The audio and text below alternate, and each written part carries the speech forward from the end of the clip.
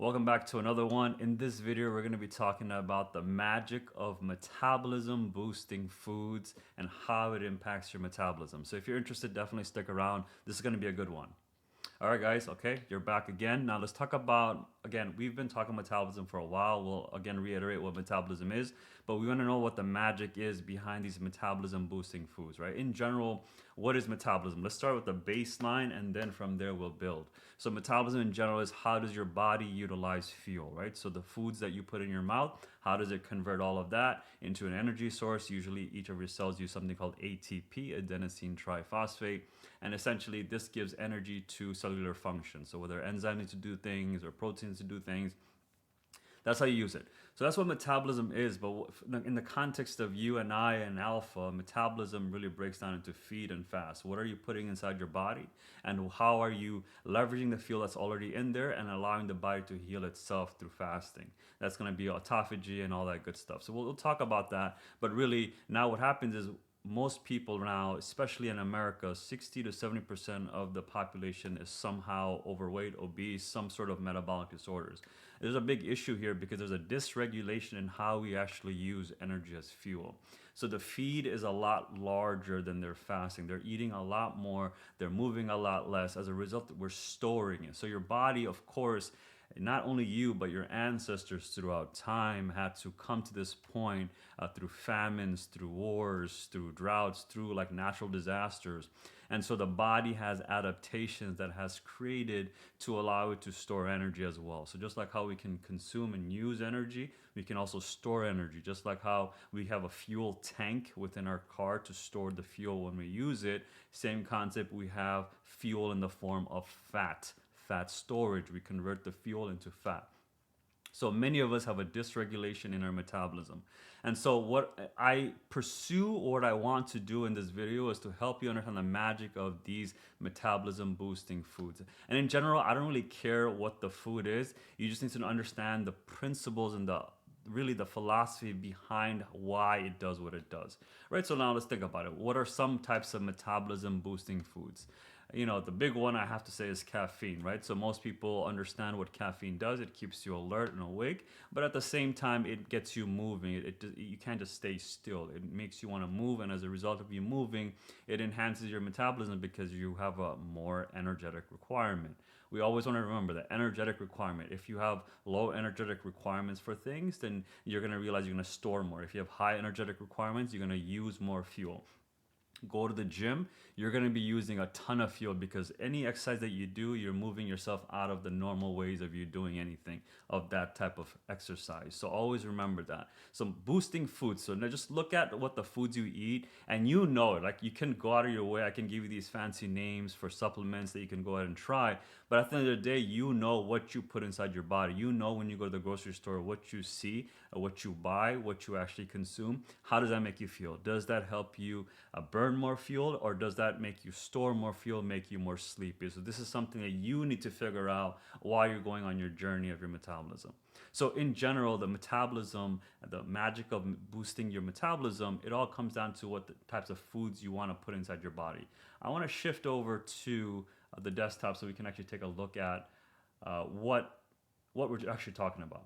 So I Googled or YouTubed, I YouTubed the foods that boost metabolism. And again, why do we always use YouTube? Because it's the second largest search engine in the world. And a lot of people, a lot of content creators create on this and they want to make it informational as well. So there's a lot of smart people here as well. And of course, Google being Google, they're very commercial and capitalistic oriented. So you can technically also see what type of supplements you can buy to boost your metabolism. But to be honest, it's all a waste of time. So we'll take a look. I would trust this guy. Actually, he's talking about different. So what I did is I actually talked to ChatGPT as well. So if you're not familiar with ChatGPT, think of it as more refined Google, right? So whenever you Google something, you get like the search results, and you have to go through it, read through it, decide and decipher what's accurate and what's not.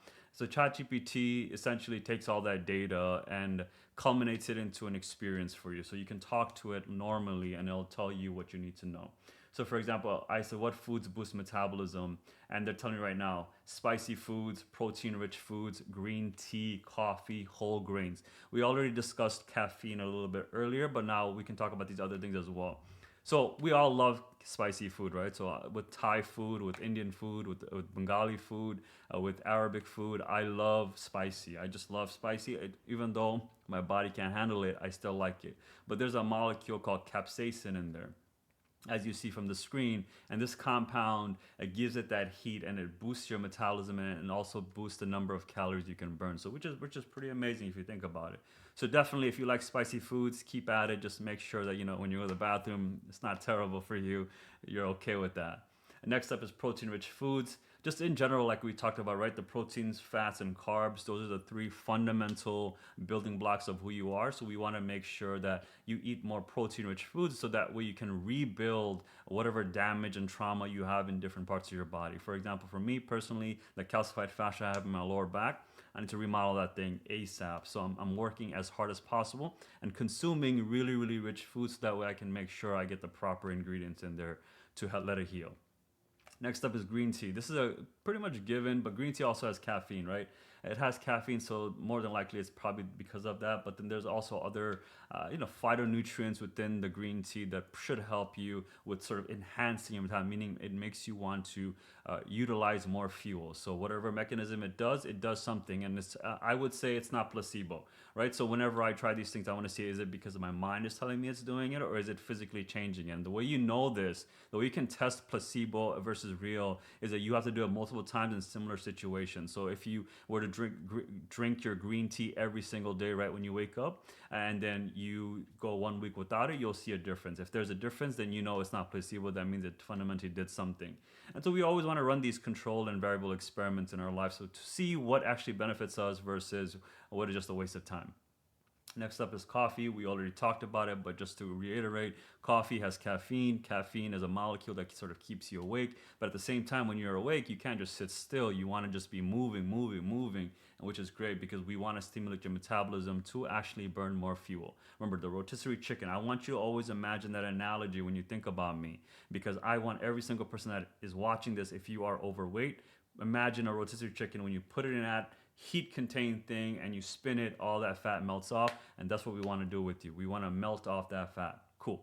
Next up is going to be whole grain. So this is more like eating clean, more pure, more raw, more to the earth. Whole grains like quinoa, oats, brown rice are metabolically active, meaning they take more energy to digest than processed grain. Again, when your body utilizes more energy, it's going to need more fuel, and the fuel, the type you give, you will use that type of fuel to power the processes that require energy. So always remember that. So hopefully this was good for you. I showed you a good ton of information right now that should help you on your journey. If this is your first video or your last video, you're still going to learn something, because every single video I go really, really to the core of every topic so you understand exactly what we're talking about. So if you found any value in this video, you know what to do. Go ahead and like that video. Let's the YouTube algorithms, YouTube gods understand that this has value, and they will show this to more people. Other than that, definitely go ahead and subscribe. I see a lot of new subscribers, which is great. Thank you for being here. Definitely appreciate you. Comment below if you want to learn about any new topics that resonate with you, that I've talked about possibly in passing. I will definitely try to make a video on that as well. With that being said, guys, I'm gone.